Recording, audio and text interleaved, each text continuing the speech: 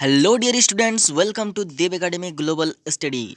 तो फटाफट से वीडियो को शेयर करके आ जाइए अपने यार दोस्तों चाहने वालों के साथ और हम वीडियो को शुरू करते हैं एक इंटरेस्टिंग ज़बरदस्त इंटरेस्ट के साथ। तो देखिए दोस्त, हमने पहले आपको जो पहला वीडियो हम दिए हुए थे कुछ इंट्रोडक्शन हम बना रहे हैं क्लास 9 का मैथ, और जिसमें से कि हम संख्या पद्धति है उसको हम थोड़ा इंट्रोड्यूस किए थे नंबर सिस्टम के बारे में, संख्या पद्धति। तो जो भी आपका पहला वाला जो इंट्रोडक्शन था नंबर्स के बारे में वो मैंने आपको फर्स्ट वीडियो में आपको दे चुका हूँ। तो जिस भी दोस्तों ने अभी तक देखा नहीं है तो बहुत ज़्यादा इंपॉर्टेंट है, वो आपका बेसिक है, जाके आप उसको देख लीजिए, उनको समझ लीजिए। और अगर नहीं भी देखा हो तो कोई दोस्त का डोंट वरी, हम इस वीडियो में भी थोड़ा बहुत उसको कवर कर देंगे और यहाँ पर हम बहुत अच्छे से आप सभी को, बहुत इंटरेस्ट से आप सभी को समझा देंगे। ठीक है, तो चलिए हम वीडियो को शुरू करते हैं और आज हम भी थोड़ा सा और इंट्रोडक्शन देखेंगे और उसी को जो हम पढ़ चुके हैं उसी को थोड़ा रिवाइज करेंगे और आगे कल हम प्रश्नावली 1.1 को शुरू करके फाइनल उसका एकदम क्वेश्चन सोल्यूशन पूरा धमाल मचा के धुआंधार कर देंगे। क्यों दोस्त? तो चलिए शुरू करते हैं। तो देखिए स्टूडेंट्स, जो हम कुछ नोट पहले आपको कुछ थोड़ा सा हम बता दे रहे हैं कि परिमेय संख्या आप यहाँ पर पढ़िए, हम आपको दिखा रहे हैं कि अगर आपको किसी भी संख्या को, देखिए पहला प्रश्नावली 1.1 में आपको पहला क्वेश्चन ही है आपका जीरो एक परिमेय संख्या है या नहीं, उनको आपको बताना है। तो इसीलिए हम प्रश्नावली 1.1 लिखे हैं और उसके लिए हम परिमेय संख्या को कैसे आपको लिखना है वो पूरा धुआंधार तरीके से आपको बता रहे हैं। तो देखिए सबसे पहले आपको क्या करना है कि कोई भी संख्या परिमेय है या अपरिमेय उनकी पहचान कैसे होगा, कि कोई भी संख्या परिमेय है या अपरिमेय इसका पता लगाने के लिए, देखिए कोई भी संख्या परिमेय है या अपरिमेय इसका पता लगाने के लिए उस संख्या को 3 चरणों से होकर गुजरना पड़ता है। ठीक है, अगर वह 3 चरणों को पूरा करता है तो वह संख्या परिमेय होगा, और अगर वह एक या एक से अधिक चरण में फेल हो जाता है तो वह अपरिमेय होगा। कितना अच्छे से समझ गए होंगे आप। यह हमने अपने लैंग्वेज में आपको लिखा दिया, आप इसको नोट करके कॉपी में एक साइड में आप लिख लीजिएगा ताकि आप कभी भी इसको देखिएगा तो आपको पता चल जाएगा। आप अभी क्या देखिए, हम अपने लैंग्वेज से बताते हैं और आपको ऐसे बताएंगे ना, आपको लगेगा ही नहीं यार कि हम क्या पढ़ रहे हैं। आपको मैथ देख के आपको डर लगता है ना, आपको कभी डर नहीं लगेगा। अब हम ऐसे धुआं कर देंगे ना, धुआं कर देंगे, आप देखते रहिए। तो चलिए देखिए आप कैसे बनाते हैं। देखिए क्वेश्चंस यहाँ पर है आपका, पहला क्वेश्चन हम आपको लिया है कि कैसे लिखना है, कि सिद्ध कीजिए कि x एक परिमेय संख्या है या अपरिमेय संख्या है। आपको पता करना है x के जगह पर आपका कुछ भी वैल्यू हो सकता है, चाहे वह 1 हो, 2 हो, 3 हो, -1 हो, -2, मतलब कुछ भी आपके मर्जी से आप कुछ भी बिठा सकते हैं x के जगह पर। चाहे आप √2 भी बिठा सकते हैं, आप यहाँ पर 5/2 भी बिठा सकते हैं, 1/2 बिठा सकते हैं, 0 बिठा सकते हैं, आपको जो मर्जी वो बिठा दीजिए संख्या, जो मर्जी है आप। ठीक है, सिद्ध कीजिए कि x एक परिमेय संख्या है या अपरिमेय संख्या। अब कैसे पता करना है, मैंने पहले ही लिखा हूँ, आप देख लीजिए कि कोई भी संख्या परिमेय है या अपरिमेय इसका पता लगाने के लिए उस संख्या को 3 चरणों से होकर गुजरना पड़ता है। तो चलिए देख लेते हैं 3 चरण। तो देखिए पहला चरण 1 है, चरण 2 है और तीसरा चरण है आपका ये चरण 3 है। तो इन 3 चरणों से होकर गुजरना पड़ता है। ठीक है, पड़ता है। अगर वह 3 चरणों को पूरा करता तो वह संख्या परिमेय होगा, और अगर वह एक भी चरण को फेल कर जाता है तो वह अपरिमेय हो जाएगा। अब इन तीनों चरण को आपको पूरा करना पड़ेगा। अब हम x को लिए, x के जगह पर कुछ संख्या बिठा सकते हैं। तो चलिए देख लेते हैं अब कैसे करना है। सबसे पहले आपको चरण 1 में लिखना है कि परिमेय संख्या का डेफिनेशन यही कहता है कि कोई भी संख्या को आपको पहले p/q के रूप में लिखना होता है। दूसरा स्टेप आपका कहता है p और q पूर्णांक होना चाहिए। ओके, p और q पूर्णांक होना चाहिए, और तीसरे में q 0 के बराबर नहीं है। आई होप आपने पहला वीडियोस देखा होगा और आपको बहुत अच्छे से समझ आ चुका हुआ होगा। अगर नहीं भी देखा है तो इसमें हम लास्ट में थोड़ा बहुत आपको बता देंगे जो पहले वीडियो में दिखा हुआ था। तो चलिए हम देख लेते हैं। तो फर्स्ट स्टेप में आपको क्या लिखना है, फर्स्ट स्टेप में आपको लिखना है कि कोई भी संख्या को, यहाँ पर है ना, फर्स्ट स्टेप में आपको लिखना है कि किसी भी संख्या को अगर आपको परिमेय करना है तो उसको पहले आपको इस टाइप से लिखना है कि मान लीजिए वह संख्या कुछ भी हो सकता है, एक्स के जगह कुछ भी बिठाएगा तो वो संख्या हो जाएगा। ठीक है, तो एक्स को हम p/q के रूप में लिख सकते हैं। पहले आप ये लिखिएगा कि हमको p/q के रूप में लिखना है ना, तो चरण 1 एक्स को हम p/q के रूप में लिख सकते हैं। अब कैसे लिख सकते हैं, अगर किसी भी संख्या को, मान लीजिए वो 5 है, अगर किसी भी संख्या को 1 से भगा देते हैं ना, 5/1 1 से भगा देते हैं तो वह संख्या खुद प्राप्त हो जाता है, वह 5 ही प्राप्त हो जाता है। किसी भी संख्या, जैसे आप मान लीजिए √2 ही है, इसको अगर 1 से भगा दीजिएगा तो आंसर भी आपका √2 आएगा। किसी भी संख्या को, जैसे 0 है, मान लीजिए 0 को 1 से भगा देने पर वो आपका 0 आ जाता है। तो किसी भी संख्या को एक से भगा देने पर वह संख्या खुद प्राप्त हो जाता है। इसीलिए हम क्या करेंगे, अगर वो भगा फॉर्मेट में 1/2 तो हम डायरेक्ट यहाँ पर क्या लिखेंगे कि 1/2 को हम p/q के रूप में लिख सकते हैं और 1/2 बराबर p/q। यहाँ पर हम डायरेक्ट करेंगे 1/2 बराबर p/q। ठीक है, लेकिन अगर वो संख्या आपको एक दे दिया जाए सिंगल, यानी 5 दे दिया, 6 दे दिया, √2 दे दिया, यानी बटा फॉर्मेट में नहीं दिया, तब आप क्या करना है कि उस संख्या को लिखना, वह उस x के जगह पर वो संख्या लिख देना और वो लिखना कि अगर मान लीजिए 5 है तो लिखना 5 को हम p/q के रूप में लिख सकते हैं और यहाँ पर लिखना 5 बराबर क्या हो जाएगा, 5/1, x के जगह पर 5 हो जाएगा बराबर p/q। ठीक है, तो इस प्रकार आप लिख दीजिए। यहाँ पर हम x मान के चले तो x को हम p/q के रूप में लिख सकते हैं, x बराबर x/1 बराबर p/q। अब मेरा दूसरा स्टेप क्या कहता है, p और q पूर्णांक होना चाहिए, तो लिखिएगा चरण 2 में जहाँ p और q पूर्णांक होना चाहिए। अब यहाँ पर देखिए p बराबर क्या है, देखिए जो ये जो p का वैल्यू होता है ना, ये ऊपर वाला वैल्यू होता है, जब बराबर होता है तो ऊपर का वैल्यू होता है, तो p बराबर x हो जाएगा और q बराबर 1 हो जाएगा।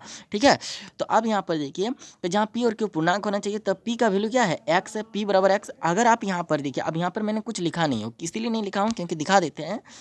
अगर मान लीजिए आपने x का वैल्यू क्या रखा, आप अपनी मर्जी से बोलिए, मान लीजिए हम x का वैल्यू 1 रखते हैं तो 1 आपका पूर्णांक है, मैंने पहले वीडियो में आपको बता दिया था, जिसने भी दोस्तों ने नहीं देखा तो जाके देख लीजिए, और अगर नहीं है तो मैं लास्ट में आपको बता दूंगा। देखिए, तो x बराबर आपको क्या रखना है, अब मान लीजिए x बराबर 1 रखते हैं तो 1 आपका क्या है, पूर्णांक है, आपको तो पहले बता दिया था, तो अच्छा होगा कि आप देख लीजिए। ठीक है, x बराबर 1 पूर्णांक है, तो अगर आप यहाँ पर 1 रखिएगा तो आप यहाँ लिखिएगा ये इस तरह से पूर्णांक है। और अगर आपने क्या रख दिया, x बराबर अगर आपने 0 रख दिया तो 0 भी तो पूर्णांक है, क्योंकि पूर्णांक में आपका क्या आता है, पूर्णांक में आपका माइनस की सारी संख्याएं 0 और प्लस की सारी संख्याएं आपका पूर्णांक होता है। ये संख्या रेखा है, ये 0 है, यहाँ 1 2 3 इस प्रकार आगे की चलता जाता है, यहाँ -1 -2 -3, तो ये सब पूर्णांक होते हैं। इसलिए 0 1 2 3 4 -1 -2 -3 4 ये सब आपका पूर्णांक है। तो अगर आप -1 भी रखते हैं, अगर x बराबर यहाँ पर -1 होता तो -1 भी पूर्णांक होता, 2 होता वो भी पूर्णांक होता, 0 होता वो भी पूर्णांक होता, 5 होता वो भी पूर्णांक होता। तो लेकिन अगर मैंने x बराबर √2 रखता, तो √2 पूर्णांक नहीं है, क्योंकि मैं जब संख्या रेखा आपको बता रहा हूँ, तो यहाँ पर 0 1 2 3 बता रहा हूँ, इधर -1 -2 -3, यहाँ पर कहीं भी मैंने √2 का, √3 का, रूट के अंदर वाले संख्या का मैंने जिक्र नहीं किया हूँ। इसका मतलब, और मैंने पहले भी वीडियो में आपको बताया था कि √2 ये सब आपका क्या है, √2 √3 जिसको पूर्णतः वर्गमूल से बाहर नहीं निकाल सकते, वो सब आपका क्या हो जाएगा, अपरिमेय संख्या हो जाएगा, और वो सब आपका पूर्णांक नहीं होगा। तो इसीलिए मैंने आपको यहाँ पर, अगर आपका √2 होता है x के जगह पर, तो यहाँ पर √2 यदि होता तो हम इसको क्या लिखते, पूर्णांक नहीं है। आहो, आप तो समझ चुके हुए होंगे, कितना मज़ा आ रहा है ना, ऐसे धुआं कर देंगे। तो अगर कुछ और संख्या रखते 1 2 3 4 पूरी, तो इस टाइप का हम लिखते पूर्णांक है। तो यहाँ तक आप समझ में आ चुके होंगे। तीसरे चरण में आपको पहले बताया था, अरे बाप रे, आपको तो याद है, तीसरे चरण में आपने तो पहले ही बोल दिया कि q 0 के बराबर नहीं है। हाँ, तो ऐसा ही होना चाहिए, q का वैल्यू क्या है, 1, तो 1 क्या 0 के बराबर हो सकता है, बिल्कुल भी नहीं, तो यहाँ बराबर को काट देंगे। अब यहाँ पर देखिए, अगर यहाँ पर x के जगह पर मैंने अगर 5 लेके इसको सॉल्व करता तो यहाँ पर 5 पूर्णांक हो जाता। दूसरे स्टेप में हम क्या लिखते, 5 को पूर्णांक है। ठीक है, तो तब हम यहाँ पर लास्ट में हम क्या लिखते कि चूंकि अगर x के जगह पर 5 होता तो हम लिखते 5 तीनों चरण को पूरा करता है, इसीलिए यह एक परिमेय संख्या है। लेकिन मेरे दोस्त, आपने क्या बोला, x बराबर √2। अगर आपने वहीं x बराबर √2 लेते, कि अगर आपको क्वेश्चन ये होता है कि सिद्ध कीजिए कि √2 एक परिमेय संख्या परिमेय, तो आप ये लिखते ना, √2 को हम p/q के रूप में लिख सकते हैं, जहाँ x बराबर √2/1 और p बराबर आप क्या लिखते हैं, यहाँ पर p बराबर √2 पूर्णांक नहीं है और q बराबर 1 पूर्णांक है, और q does not equal to 0, q का वैल्यू 1 है तो 1 डज नॉट इक्वल टू 0, इतना लिख लेते हैं। लेकिन तब आप क्या लिखते कि √2 आपने लिया है ना, तो √2 तो पूर्णांक नहीं है, √2 आपका क्या है, पूर्णांक नहीं है। जब √2 पूर्णांक नहीं है, लेकिन आपने क्या लिखा चरण 2 में, जहाँ p और q पूर्णांक होना तो चाहिए, लेकिन आप क्या बोल रहे हैं कि √2 पूर्णांक नहीं है। अब बस ये तो गड़बड़ वाली बात हो गया, कि मैंने लिखा हूँ जहाँ p और q पूर्णांक होना चाहिए, लेकिन √2 क्या है, पूर्णांक नहीं है। अब यहाँ पर √2 आपका पूर्णांक नहीं हो रहा, इसका मतलब आपको क्या पता चल रहा है कि √2 जो है वो दूसरे चरण को पूरा नहीं कर पाता है। और मैंने आपको पहले क्या बताया था, यहाँ पर ध्यान दीजिए, मैंने आपको बताया था कि अगर अगर वह एक या एक से अधिक चरण खोप में फेल हो जाता है तो वह अपरिमेय होगा। ये तो चरण 2 में फेल हो गया, क्योंकि चरण 2 में मैंने क्या लिखा हूँ कि जहाँ पी और क्यू पूर्णांक होना चाहिए, पर पी बराबर √2 और √2 आपका क्या है, पूर्णांक नहीं है। इसका मतलब ये चरण 2 में फेल हो जाता है। तो आप इस टाइप से लिखिएगा कि चूंकि अगर √2 होता तब, ये बोल रहा हूँ कि चूंकि x बराबर √2 हम यहाँ लिख दिया, आप सीधा लिखिएगा डायरेक्ट √2 अगर वो √2 होता तो। चूंकि √2 पूर्णांक नहीं है, चूंकि √2 पूर्णांक नहीं है, जो कि चरण 2 को पूरा नहीं करता है। √2 पूर्णांक नहीं और चरण 2 में फेल हो जाता है ना, तो आप ये भी लिख सकते हैं कि चूंकि वो चरण 2 में फेल हो जाता है। आप जो भी लिखना लिख दीजिएगा अपनी मर्जी से। तो चूंकि √2 पूर्णांक नहीं है, जो कि चरण 2 में जो 2 को पूरा नहीं करता या चरण 2 में फेल हो जाता है, इसीलिए √2 एक अपरिमेय संख्या है। आई होप आप तो यहाँ तक बहुत अच्छे से समझ चुके आगे होंगे। तो मेरे प्यारे दोस्त, मेरे बालक, मेरे स्टूडेंट्स, आपने यहाँ तक बहुत अच्छे शानदार समझ आ गए। तो मुझे उम्मीद है कि आपको बहुत ही मज़ा आ रहा है। अगर आपको वीडियो में मज़ा आ रहा है तो आप नीचे कमेंट बॉक्स में लिख दीजिए कि वाह मज़ा आ गया, हमको भी मोटिवेशन मिलेगा। और जो भी मेरे दोस्त, जो भी स्टूडेंट्स चैनल को सब्सक्राइब नहीं किया है, वो चैनल को सब्सक्राइब कर ले, बेल आइकन को प्रेस कर दे, ताकि मैं जो भी वीडियो छोड़ूँ वो आप तक पहुँच सके। और ज़्यादा से ज़्यादा दोस्तों तक पहुँचाइए, क्योंकि एक से भले दो, सबका मदद करना होता है। और वीडियो को लाइक कर दीजिए। Thank you. आगे बढ़ते हैं। अब थोड़ा सा मैंने आपको पहले बताया कि थोड़ा बहुत मैं कल का इंट्रोडक्शन में दे दूंगा, कल मैंने क्या क्या पढ़ाया था। तो चलिए वह हम देख लेते हैं। और यहाँ तक तो मैंने आपको बता दिया हूँ। और आगे प्रश्नावली 1.1 कल हम सॉल्व करेंगे और पूरा धुआंधार करेंगे, क्योंकि थोड़ा बेसिक तो आपको समझ जाना है ना। देखिए मैं क्यों ये सब बता रहा हूँ। अगर मान लीजिए आपको दिल्ली जाना है, ठीक है, और आपको क्या करना है, पहले तो आपको पता होना चाहिए ना आपको जाना कहाँ है। मतलब अगर आपको कहीं भी जाना है, दिल्ली जाना है, मुंबई जाना है, कहीं भी जाना है, तो आपको घर से बाइक लेके निकलिएगा, तो आपको पहले पता होना चाहिए आपको जाना कहाँ है। अगर आपको पता ही नहीं है, यार आप बाइक लेके निकल गए और आप चलते जा रहे हैं, रास्ते में चलते जा रहे हैं, पर आपको पता ही नहीं है जाना कहाँ है, तो फिर वो तो गलत बात हो जाएगा ना, आप कहीं पहुँच ही नहीं पाएगा। लेकिन अगर आपको पता है कि नहीं मुझे दिल्ली जाना, तो फिर आप बाइक लेकर दिल्ली क्यों नहीं जाएंगे। तो वही बात है, ये सब आपका डेस्टिनेशन है, ये सब आपको कहाँ जाना है वो बता रहा है। क्योंकि जब आप क्वेश्चन में जाइएगा तो वहाँ पर लिखा रहेगा अपरिमेय संख्या है, परिमेय संख्या है, तब आपको पता ही नहीं कि अपरिमेय अपरिमेय क्या है, तो वो तो वही बात वाली होगी ना कि आप बाइक लेके निकले लेकिन आपको पता ही नहीं कि जाना कहाँ है। तो ये सब है आपका कहाँ जाना है, दिल्ली, मुंबई, इस सब का इंट्रोडक्शन है। अब इसके बाद हम चलेंगे बाइक लेके निकलेंगे। पहले तो हमको पता चल जाएगा इस वीडियोस में कि हमको जाना कहाँ है, उसके बाद हम बाइक लेके निकलेंगे और सीधा पहुँच जाएंगे दिल्ली। तो कौन कौन जा रहा है दिल्ली, चलिए शुरू करते हैं।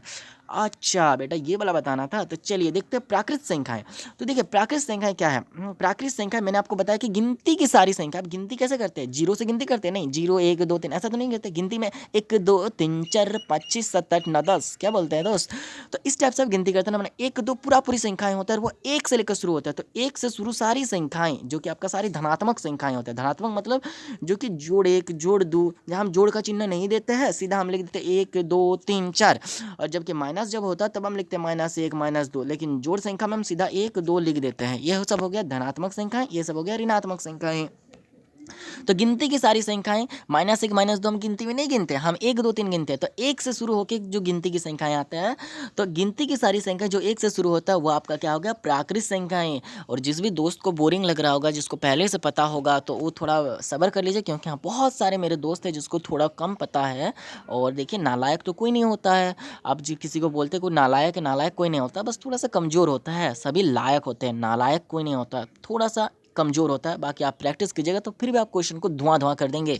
तो इसीलिए जिस दोस्त को बोरिंग लग रहा होगा वो थोड़ा सा पैसेंस रखिए, क्योंकि अगली वीडियोस जब हम लाएंगे ना, तो बहुत हार्ड क्वेश्चन भी लाएंगे, तब आपको मज़ा आएगा कि कैसे बनाना, तब आपको सीखने में मज़ा आएगा। और जिस दोस्त को सीखना है तो वो लोग तो देख ही रहे हैं। तो चलिए देखते हैं। तो प्राकृत संख्या आपको तो समझ में आ गया कि गिनती की सारी संख्या जो 1 से शुरू होता है प्राकृत संख्या है। क्या पूर्ण संख्या, अरे बॉस अगर हम इसमें प्राकृत संख्या में एक 0 डाल देते तो पूर्ण संख्या बन जाएगा। मतलब जितने भी प्राकृत संख्याएं हैं उसमें एक 0 लगा दीजिए, मतलब ये 0 से शुरू होकर सारी संख्याएं आगे की वो पूर्ण संख्या। मतलब 0 1 2 3, 0 से शुरू आगे की सारी संख्याएं पूर्ण संख्याएं। जैसे 0 1 2 3 4, ये चिन्ह जो 8 इस तरह लिखते हैं ना, ये उल्टा 8 है। ये आपका उल्टा 8 है, इस तरह से ये उल्टा 8 है। इसे हम बोलते हैं इन्फिनिटी, मन अनंत। ठीक है, ये अनंत का चिन्ह है। ये उल्टा 8 है, ये 8 नहीं है, उल्टा 8 है, जिसको हम इन्फिनिटी बोलते हैं, अनंत बोलते हैं। ठीक है।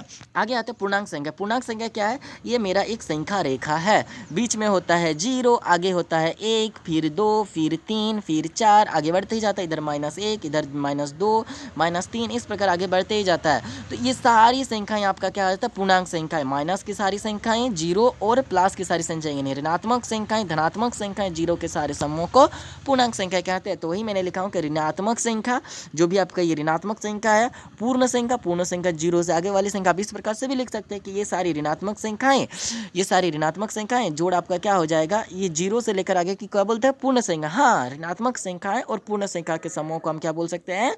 क्या बोल सकते हैं? पूर्णांक संख्या। या फिर आप ऐसे भी लिख सकते हैं, ऋणात्मक संख्याएं 0 और प्राकृत संख्याएं, कि ये हो गया ऋणात्मक संख्याएं, ये हो गया 0 और यहाँ से आगे वाली संख्या को हम क्या बोलते हैं? प्राकृत संख्याओं के समूह को क्या बोलते हैं? पूर्णांक संख्या है। आप ऐसे बोलिए, ऋणात्मक संख्या पूर्ण संख्या के समूह को पूर्णांक संख्या बोल सकते हैं, एक परिभाषा। दूसरा, ऋणात्मक संख्याएं शून्य और प्राकृत संख्या के समूह को पूर्णांक संख्या कहते हैं। तो वाह, इतने अच्छे से समझ गए, मुझे तो पता ही नहीं था। आगे देखते हैं परिमेय संख्याएं। आपको इतना समझ में आ चुका होगा, और जिस भी दोस्त को अगर कोई डाउट है तो फिर वो कमेंट बॉक्स में कमेंट कर दीजिए, मैं उसका जरूर रिप्लाई दूंगा। परिमेय संख्याएं क्या है? परिमेय संख्याएं मैंने अभी आपको प्रूव्ड किया, पहले बोला। अभी से देखिए कैसे मैं बताता हूँ। जिस संख्या को p/q के रूप में लिखा जा सकता है, जहाँ p और q पूर्णांक है तथा q 0 के बराबर नहीं है, q 0 के बराबर है, बराबर को काट दीजिए, q 0 के बराबर नहीं है, ऐसे बोलते हैं। q 0 के बराबर नहीं है उसे परिमेय संख्या कहते हैं। मतलब पहले किसी भी संख्या को आपको p/q के रूप में लिखना होता है। जैसे चरण 1 में बताया कि जो भी संख्या दिया होगा उसे हम p/q के रूप में लिख सकते हैं। दूसरे चरण में आपको क्या करना होता है? क्या बोला दूसरे चरण में? जहाँ p और q पूर्णांक है, इसलिए दूसरे चरण में आप लिखिएगा कि परिमेय संख्या होने के लिए p और q पूर्णांक होना चाहिए, तो लिखिएगा p और q पूर्णांक होना चाहिए, जहाँ p और q पूर्णांक होना चाहिए। तीसरे चरण में आप क्या लिखिएगा? तीसरे चरण में आप लिखिएगा q 0 के बराबर नहीं है, और q का वैल्यू आप देते हैं जो भी रहेगा उसको लिख दीजिएगा। अगर 1 है तो 1 0 के बराबर नहीं है। अगर तीनों चरण को पूरा करेगा तो लिख दीजिएगा, चूंकि ये तीनों चरण को पूरा करता है इसलिए परिमेय संख्या है, नहीं करता तो नहीं है। तो आपको समझ में आ गया कि परिमेय संख्या जिसे p/q के रूप में लिखा जा सकता है, जहाँ p और q पूर्णांक है तथा q 0 के बराबर नहीं है, उसे परिमेय संख्या कहते हैं। आगे देख लेते हैं अपरिमेय संख्या।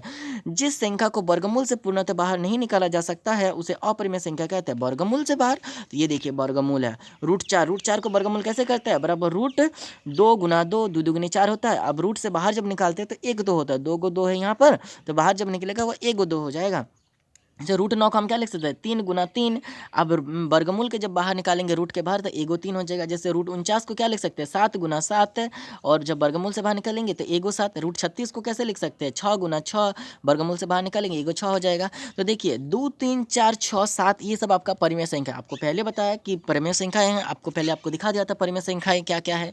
तो ये सब आपका परिमेय संख्या है। तो चूंकि 2 3 4 6 7 ये सब परिमेय संख्या है, और वो कहाँ से निकला हुआ आपका? √4 √9 √36 इस सबसे निकला। यदि 2 3 7 6 इसका आंसर है, इसी का ये आंसर है, इसी का ये उत्तर है। तो ये जब परिमेय संख्याएं हैं तो ये भी तो परिमेय संख्याएं होंगे। तो जो रूट से पूर्णतः बाहर निकल जाता है, ये सब देखिए रूट से पूर्णतः बाहर निकल गया। √4 का आंसर क्या होता है? सुदू 2, और √9 का आंसर 3, √49 का आंसर 7, और √36 का आंसर 6 होता है। तो चूंकि ये सब आपका क्या हो गया? वर्गमूल से पूर्णतः बाहर निकल गया, इसीलिए ये एक परिमेय संख्या है। तो 2 3 7 6 ये भी परिमेय संख्या है, और √4 √9 √49 √7 ये भी आपका परिमेय संख्या है। लेकिन ऐसी संख्याएं जो वर्गमूल से बाहर नहीं निकलते उसे अपरिमेय संख्या कहते हैं। जैसे √2 को आप नहीं लिख सकते, जैसे √2 को आप क्या लिख सकते हैं? 2 गुना 2 नहीं लिख सकते हैं ना, क्योंकि 2 गुना 2 तो 4 हो जाता है। हमको तो यहाँ पर 2 गुना 2 4 तो √4 होता है ना, तो इसीलिए √2 का बाहर नहीं निकाल सकते, इसलिए √2 का आंसर √2, √3 का आंसर √3, √7 का आंसर √7, √11 का आंसर √11। इसको जब पूर्णतः आप बाहर नहीं निकाल सकते तो ऐसी संख्याओं को अपरिमेय संख्या बोलते हैं। तो अपरिमेय संख्या क्या है? कि ऐसी संख्याएं जिसे इसे वर्गमूल बोलते हैं, इसे रूट इंग्लिश में रूट बोलते हैं, जिसे या हिंदी में वर्गमूल बोलते हैं। ऐसी संख्याएं जिसे वर्गमूल से पूर्णतः बाहर नहीं निकाला जा सकता उसे अपरिमेय संख्या कहते हैं, और जिसे निकाल दिया जा सकता है उसे परिमेय संख्या कहते हैं। तो √4 √9 ये सब परिमेय संख्याएं हैं, और ये सब तो परिमेय संख्या है ही। तो आपको समझ में आ चुका होगा। तो वही मैंने लिखा, जिस संख्या को वर्गमूल से पूर्णतः बाहर नहीं निकाला जा सकता उसे अपरिमेय संख्या कहते हैं। √2 √3 4 √5 7 इत्यादि। ठीक है, आगे देख लेते हैं वास्तविक संख्या। वास्तविक संख्या क्या? परिमेय संख्या और अपरिमेय संख्या के समूह को वास्तविक संख्या कहते हैं। परिमेय संख्या सारी ऋणात्मक संख्याएं हो गया, और ऋणात्मक संख्याएं हो गया। परिमेय संख्या में क्या आ जाता है? जो भी जैसे ये वाला हो गया, ये -1 -2, और यहाँ 0, और यहाँ 1 यहाँ 2 आगे वाला। ठीक है, तो ऋणात्मक संख्या ये वाला संख्याएं, और पूर्ण संख्या जो 0 के आगे की संख्याएं, और जो अपरिमेय संख्या है, क्योंकि वास्तविक संख्या में दुनिया की सारी संख्याएं वास्तविक संख्याएं होती है, सिवाय आप रूट के अंदर यदि माइनस वाली संख्या को छोड़कर, भी आगे में बता देते हैं हम आपको। तो ऋणात्मक संख्याएं और पूर्ण संख्याएं और अपरिमेय संख्याएं के समूह को आपको क्या कहते हैं? वास्तविक संख्या कहते हैं। तो ऋणात्मक संख्या यहाँ पर देख लीजिए, और यहाँ पर आपका पूर्ण संख्या होगा और यहाँ पर आपका अपरिमेय संख्या हो गया। अब देखिए इसको आप कैसे लिखते हैं, ऋणात्मक संख्या पूर्ण संख्या बराबर आपका क्या होता है, 0 प्लस प्राकृत संख्या। तो आप ऐसे भी लिख सकते हैं ना, ऋणात्मक संख्याएं, पूर्ण संख्या और अपरिमेय संख्या के समूह को आप इसकी 3 डेफिनेशन आप बना सकते हैं परिभाषा, कि परिमेय संख्या और अपरिमेय संख्या के समूह को वास्तविक संख्या कहते हैं। या फिर आप ये बोले ऋणात्मक संख्याएं, पूर्ण संख्याएं और अपरिमेय संख्या के समूह को वास्तविक संख्या कहते हैं। या फिर आप ऐसे भी बोल सकते हैं, ऋणात्मक संख्याएं और पूर्ण संख्या बराबर आपका क्या होता है, 0 प्लस प्राकृतिक संख्या, 0 से शुरू होने वाली संख्या। तो ऋणात्मक संख्याएं, 0 शून्य और प्राकृतिक संख्याएं और अपरिमेय संख्या के समूह को वास्तविक संख्या कहते हैं। तो इस प्रकार हम अपने तरह से बहुत सारी परिभाषा बना सकते हैं। जैसे कि उदाहरण के तौर पर आपका दिया हुआ है, जैसे 0 भी आपका क्या है, वास्तविक संख्या, -1 -2 1 2 √3 ये सब वास्तविक संख्या है। दुनिया की सारी संख्याएं आपका वास्तविक संख्याएं हो जाता है, सिवाय इन संख्याओं को छोड़कर, रूट के अंदर माइनस वाले संख्या को छोड़कर, जो कि आपका क्या है, काल्पनिक संख्या है। और ये सब आपको उतना जानना नहीं है, आपका हायर क्लास में जानना है। रूट के अंदर माइनस वाले संख्या को हम काल्पनिक संख्या के नाम से जानते हैं। तो इन संख्याओं को छोड़कर दुनिया की सारी संख्याएं आपका क्या होता है, वास्तविक संख्या है। तो आपको अगर कोई भी बोलता हूँ, अब देखिए कुछ क्वेश्चंस आपको 1.1 में आने वाला है। अगर मैं बोलता हूँ एक आपका क्या है, एक, तो आप बोलेंगे ये आपका वास्तविक संख्या भी है, ये आपका प्राकृत संख्या भी है, ये आपका पूर्ण संख्या भी है, ये आपका परिमेय संख्या भी है, और ये आपका विषम संख्या है। तो आप इतना बोल सकते हैं। जैसे मैं बोलता हूँ तीन, तीन आपका क्या है, तो आप इसे क्या बोलेगा, आप इसे बोलेगा कि जो हर एक संख्या आपका वास्तविक संख्या होगा, सिवाय रूट के अंदर माइनस वाले संख्या को छोड़कर। तो आप पहले लिख दीजिएगा आराम से कि तीन आपका क्या है, तो पहले आप पॉइंट तो लिख दीजिएगा वास्तविक संख्या है। और वास्तविक संख्या, तो मैंने क्या बोला, अपरिमेय संख्या आपका क्या होगा, मैंने आपको पहले बोल दिया, जिसे पूर्ण तो बाहर नहीं निकाल जा सकता उसे अपरिमेय संख्या बोलेंगे। तो इसका मतलब रूट के अंदर वाला संख्या नहीं है, इसका मतलब 3 मैंने आंसर दिया हो, तो ये आपका वास्तविक संख्या हो जाएगा, ये आपका परिमेय संख्या हो जाएगा, और ये 3 है इसलिए 2 से बराबर भाग नहीं जाएगा, ये आपका विषम संख्या हो जाएगा, और ये आपका प्राकृत संख्या हो जाएगा, क्योंकि 1 से सारी संख्या प्राकृत संख्याएं होती है, तो ये प्राकृत संख्या हो जाएगा। और चूंकि 0 से सारी संख्या में भी 3 आता है, देखिए अगर आप प्राकृत संख्या देखते हैं तो 1 2 3, यानी प्राकृत संख्या में भी 3 आता है, इसलिए प्राकृत संख्या हो जाएगा। और अगर पूर्ण संख्या में देखते हैं तो 0 1 2 3, तो इसका मतलब पूर्ण संख्या में भी 3 आता है, तो इसीलिए ये पूर्ण संख्या भी हो जाएगा। तो 3 क्या क्या है, कोई बता सकता है? 3 आपका वास्तविक संख्या है, 3 आपका वास्तविक संख्या हो जाएगा, 3 आपका पूर्ण संख्या हो जाएगा, 3 आपका प्राकृत संख्या हो जाएगा, 3 आपका विषम संख्या हो जाएगा, 3 आपका परिमेय संख्या हो जाएगा। बहुत अच्छा दोस्त।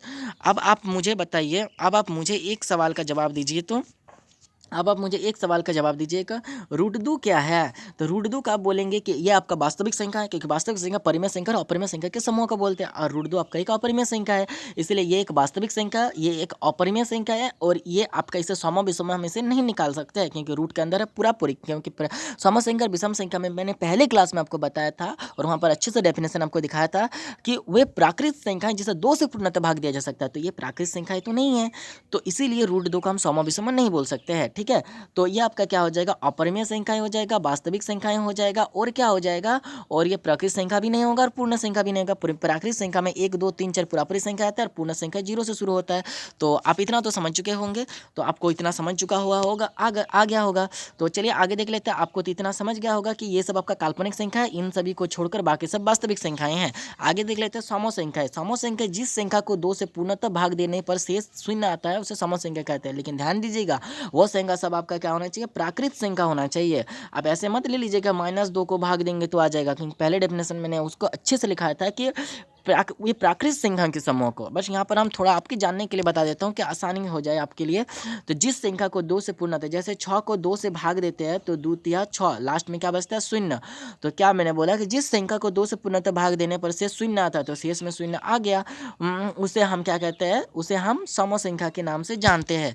और जैसे मैंने बोला कि 7 को आप 2 से भाग दीजिए ना, तो 2 3 6, लास्ट में 1 बच गया, तो ये विषम संख्या लास्ट में 1। तो यहाँ लिखा हुआ है जिस संख्या को 2 से पूर्णतः भाग नहीं दिया जा सकता है, यानी कि शेष, यहाँ लिखा हुआ है यानी कि शेष 1 बचता है, यानी कि शेष 1 बचता है। देखिए यहाँ पर लिखा हुआ है कि यानी कि शेष 1 बचता है, उसे विषम संख्या कहते हैं। जैसे कि 7 हो गया, 7 को क्या होता है, 2 3 6, 6 के लास्ट में माइनस करोगे तो 1 आएगा।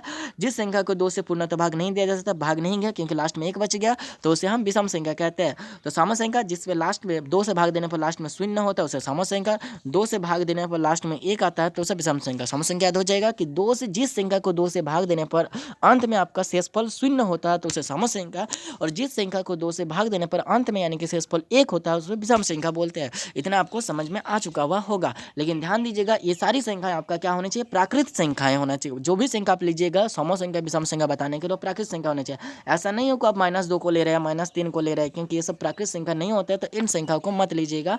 और 5/7 इसको हम पूरी पॉइंट में आ जाता है, इसीलिए इन सारी संख्याओं को भी हम नहीं बोलेंगे सम या विषम। तो ये सम या विषम बताने के लिए हमें वो संख्या आपका क्या होना चाहिए, प्राकृत संख्या। 5/7 आपका प्राकृत संख्या नहीं है। तो वे सारी प्राकृत संख्याएं जिसे 2 से भाग देने पर शेषफल शून्य आता है उसे सम संख्या, और यदि शेषफल शून्य नहीं आता है, वो सारी प्राकृत संख्या जिसे 2 से भाग देने पर शेषफल शून्य नहीं आता है तो उसे विषम संख्या। देखिए यहाँ पर सारे आपको खत्म हो चुका हुआ होगा और आपको बहुत मज़ा भी आया हुआ होगा। तो जो भी दोस्तों ने अभी तक चैनल को सब्सक्राइब नहीं किया उनको चैनल को सब्सक्राइब कीजिए, वीडियो को लाइक कीजिए, ज़्यादा से ज़्यादा दोस्तों तक पहुंचाइए, बेल आइकन को प्रेस करके रखिए ताकि जो भी मैं वीडियो छोड़ूँ आप तक पहुंच सके। आई होप आपको बहुत मज़ा आ रहा है। ये तो आपका पूरा बेसिक कंसेप्ट हो गया कि आपको जाना कहाँ है और आपको रास्ता भी पता चल गया। अब आप बाइक लेके सीधा निकलेगा और एकदम डायरेक्ट मंजिल पे पहुंच जाएगा। तो अगर मुकाम है आपकी मंजिल, कहते हैं ना, देखिए एक आपके लिए थोड़ा सा बता देता हूँ कि बेहतर से बेहतर बनने का प्रयास करे, मिल जाए नदी तो समंदर का तलाश करे, टूट जाते हैं शीशे पत्थर की चोट से, पत्थर टूट जाए ऐसे शीशे का तलाश करे, है ना दोस्त। तो आपको भी इन स्माइलों की तरह और आपको भी आगे बढ़ना है और बेहतर से बेहतर बनना है, आपको भी मंजिल को पाना है और आपको भी 9th के एग्ज़ाम को क्रैक करना है और अच्छे स्कोर के साथ क्रैक करना है। और उसके बाद आपको 10th आता है, 10th को भी धुआं कर देंगे। तो बढ़ते रहिए और चलते रहिए मेरे साथ, आपके दोस्त मेरे साथ आप चलते रहिए मेरे दोस्त। और क्या है ना कि मैं इसी तरह आपको वीडियो अपलोड करते रहूँगा। और आप क्या कीजिएगा ना, कॉपी पेन लेकर रखिए, आप इन सभी को अपने कॉपी में उतार लीजिएगा, आपको बहुत ही बिंदास अच्छे से बताएंगे। और जिस भी दोस्तों को इंग्लिश में वीडियो अगर आपको चाहिए, हिंदी में परेशानी हो रही है, तो आप कमेंट बॉक्स में कमेंट कर दीजिए, मैं आपके लिए इंग्लिश में वीडियो दूंगा। ओके, तो थैंक यू एवरीवन, मिलते हैं आपको अगले वीडियो में प्रश्नावली 1.1 के साथ और सारे क्वेश्चन को धुआं कर देंगे। Thank you.